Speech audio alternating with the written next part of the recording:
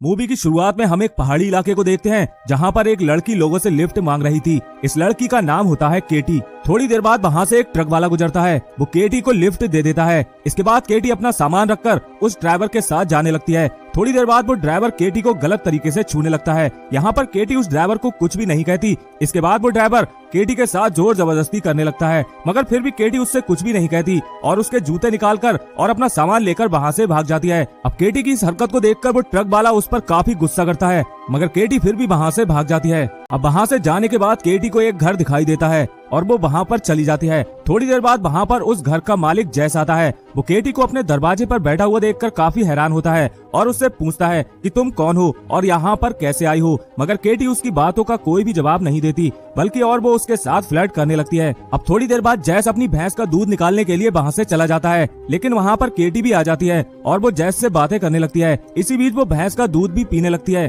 अब बातों बातों में हमें ये पता चलता है कि जैस की एक पत्नी थी जिसका नाम बेली था। वो 15 साल पहले अपने बॉयफ्रेंड के साथ भाग गई थी और जैस को अकेला छोड़ गई। थोड़ी देर बाद केटी जैस को अपने बारे में बताने लगती है, साथ ही वो ये भी बताती है कि वो उसी की बेटी है। इसके बाद वो अपना सामान लेकर अंदर चली जाती है। जैस को जब इस बारे में पता चलता है तो वो काफी हैरान होता है। दरअसल जैस की 2 बेटियां थी जिन्हें बेली अपने साथ ले गई थी। अब रात को जब जैस अपनी बेटी के साथ डिनर कर रहा होता है तब कैट उसे बताती है कि उसकी मॉम बेली की तबीयत कुछ ज्यादा ठीक नहीं रहती। साथ ही वो ये भी बताती है कि वो कम उम्र में ही प्रेग्नेंट हो गई थी और अभी कुछ महीनों पहले ही उसने एक बच्चे को जन्म दिया है। साथ ही वो ये भी कहती है कि जिस लड़के ने उसे प्रेग्नेंट किया था वो अभी तक उसे और अपनी बेटी को देखने भी नहीं आया। अब कैट की ये सब बातें सुनकर जैस उसे यहाँ से जाने के लिए कहता है, मगर केटी किसी तरह इमोशनल होकर उससे एक रात यहाँ पर रुकने के लिए राजी कर लेती है। रात को जब केटी अपने कपड़े बदल रही होती है तब चुपके से जैस उसे देख लेता है। अगली सुबह हम कैट को एक माइन के पास देखते हैं। तभी जैस उसके पास आता है और उससे वहाँ से जाने के लिए कहता है। अब इनकी बातों से हमें ये पता चलता है कि जैस उस माइन का गार्ड है। तभी केटी जैस से कहती है कि इस माइन में इतना सिल्वर है जिसे बेचकर हम काफी अमीर हो सकते हैं। अब केटी की ये बात सुनकर जैस उस पर काफी नाराज होने लगता है और उसे यहाँ से जाने के लिए कहता है। तभी केटी जैस से कहती है कि जिस लड़के ने उसे प्रेग्नेंट किया था उसका नाम जॉस है और वही इस माइन का मालिक है, तो इस हिसाब से मैं और मेरा बेटा भी इस माइन के मालिक हुए। अब ये बात सुनकर जॉस को काफी शौक लगता है, मगर वो फिर भी उससे कुछ भी नहीं कहता। अगले दिन जॉस केटी को लेकर चर्च में जाता है जहां फादर केटी की कहानी सभी लोगों को सुनाते हैं, मगर केटी को ये बात बिल्कुल भी पसंद नहीं आती और वो गुस्से से वहां से चली जाती है। अब जॉस उसे रोकने की काफी कोशिश करता है, मगर केटी उसकी बात नहीं सुनती। अब रात को हम देखते हैं कि केटी घर पर भी नहीं आई थी। अगली सुबह जब केटी घर पर आती है तो जैस उससे पूछता है कि तुम सारी रात कहाँ पर थी। इस पर केटी उसे बताती है कि मैं सारी रात अपने दोस्त के यहाँ पर थी। कल जो भी चर्च में हुआ उसकी वजह से केटी जैस से नाराज थी और उससे बात भी नहीं कर रही थी। रात को जब जैस केटी को मनाने के लिए उसके कमरे में जाता है तब जैस उससे कहता है कि तुम हमेशा के लिए यहीं पर रह सकती हो। साथ ही वो सिल्वर की माइनिंग के लिए भी मान जाता है। अब केटी को जब इस बारे में पता चलता है तो वो जैस के करीब आने की कोशिश करती है, मगर यहाँ पर जैस खुद को रोक लेता है क्योंकि केटी उसकी बेटी थी। अगले दिन ये दोनों माइनिंग करने के लिए गुफा के अंदर जाते हैं, मगर वहाँ पर इनके हाथ कुछ भी नहीं लगता। रात को केटी अपने कमरे में आकर सो जाती है। तभी जैस उसके कमरे में आता है और अपनी बेटी से कहता है कि चलो तुम नहा लो और उसके लिए पानी गर्म करता है। इसके बाद केटी उसके सामने ही कपड़े निकालकर बाथ टब में बैठ जाती है और उससे मसाज करने के लिए कहती है। अब जॉस अपनी बेटी केटी का मसाज करने लगता है, मगर यहाँ पर ये दोनों फिर से करीब आने की कोशिश करते हैं, मगर जैस एक बार फिर से खुद को रोक लेता है। अब अगले दिन ये दोनों गुफा में खुदाई कर रहे होते हैं। तभी इन्हें वहाँ पर बहुत सारा सिल्वर मिलता है, जिसे देखकर ये लोग काफी खुश होते हैं और उसे बाजार में बेचने की बात भी करते हैं। लेकिन इसी बीच हम देखते हैं कि वहाँ पर एक आदमी इन दोनों की बातें सुन रहा था। अगले दिन ये दोनों सारा सिल्वर लेकर बाजार में उसे बेचने के लिए जाते हैं। तभी केटी अपनी शॉपिंग करने के लिए एक शॉप में चली जाती है।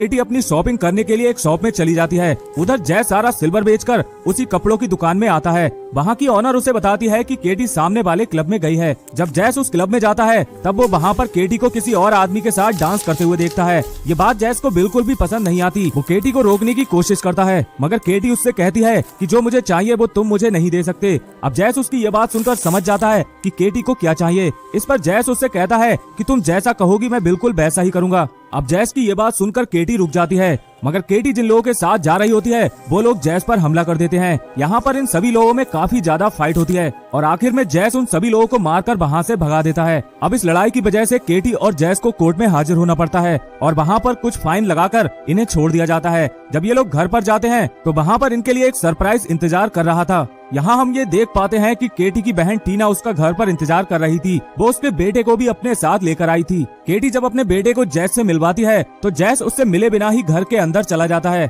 थोड़ी देर बाद केटी अपना बेटा जैस को कुछ देर के लिए खिलाने के लिए देती है, मगर यहाँ पर हम देखते हैं कि जैस उसके बेटे को काफी अच्छी तरीके से खिला रहा था। तभी टीना कहती है कि जॉस केटी से शादी करने के लिए मान गया है और वो कल आकर केटी को अपने साथ ले जाएगा। अगले दिन जॉस अपनी गाड़ी से केटी के घर पर आता है। यहाँ पर केटी उससे कहती है कि मैं तुमसे शादी करने के लिए बिल्कुल भी इंटरेस्टेड नहीं हूँ। यहाँ पर जॉस उसे काफी मनाने की कोशिश करता है, मगर आखिर में केटी उसकी बात मान जाती है। अब रात को हमें ये पता चलता है कि केटी और जॉस 2 दिन बाद शादी करने वाले हैं। तभी बाहर एक आदमी आता है जिसका नाम टर्नल होता है। वो जैस की एक्स वाइफ बेली का बॉयफ्रेंड है। अब जैसे ही जैस को ये बात पता चलती है वो अपने घर के अंदर से अपनी गन को निकाल लाता है। तभी टर्नल गाड़ी में से उसकी वाइफ बेली को निकालने के लिए कहता है। यहाँ पर वो ये बताता है कि बेली की हालत बहुत ही ज्यादा खराब है, इसीलिए वो सभी लोगों से मिलने के लिए आई है। अब एक एक करके सभी लोग बेली से मिलने के लिए जाते हैं। थोड़ी देर बाद टर्नल बेली से मिलने जाता है और बाकी सभी लोग बाहर उसका इंतजार करते हैं। तभी हमें बेली के चीखने की आवाज आती है। जब सभी लोग अंदर जाकर देखते हैं तब हमें ये पता चलता है कि बेली मर चुकी है।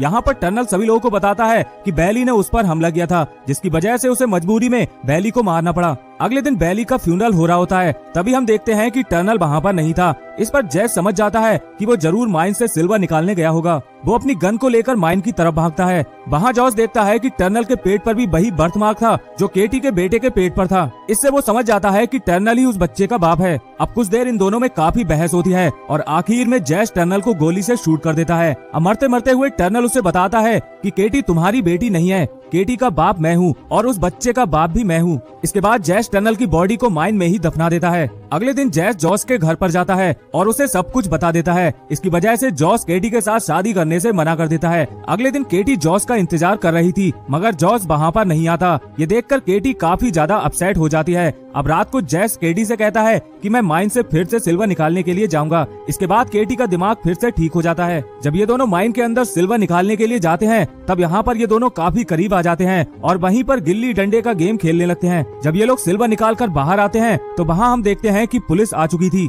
जो उन दोनों को अरेस्ट करने के लिए आई थी। यहाँ पर जैस पुलिस से पूछता है कि उसने क्या क्राइम किया है। तभी पुलिस उससे कहती है कि तुम्हें पता है कि तुमने क्या क्राइम किया है, अपनी ही बेटी के साथ गिल्ली डंडे का गेम खेलना ये एक कानूनन अपराध है। इसके बाद इन दोनों को कोर्ट के सामने पेश किया जाता है, जहाँ जज साहब इन्हें बताते हैं कि अपनी बेटी के साथ गिल्ली डंडे का गेम खेलना एक क्राइम है। तभी जैस कोर्ट से कहता है कि केटी मेरी बेटी नहीं है, उसके बेटे के पेट पर जो बर्थ मार्क है वही बर्थ मार्क टर्नल के पेट पर था। इसका मतलब यह है कि वो टर्नल का बेटा था। इसका मतलब ये भी हुआ कि केटी मेरी बेटी नहीं है। अब कोर्ट उसकी ये बात सुनकर उसे बाइज्जत बरी कर देती है। इसके बाद हम देखते हैं कि ये दोनों एक दूसरे शहर में जाकर शिफ्ट हो जाते हैं और खुशी खुशी वहाँ पर रहने लगते हैं और इसी के साथ ये मूवी भी यहीं पर खत्म हो जाती है। तो दोस्तों अगर आपको ये वीडियो पसंद आई हो तो इसे लाइक जरूर करना, साथ ही चैनल को सब्सक्राइब करना मत भूलना। मिलते हैं नेक्स्ट वीडियो में, तब तक के लिए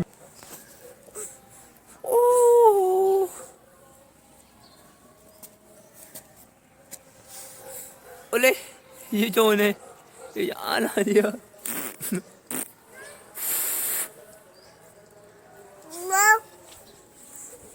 ओले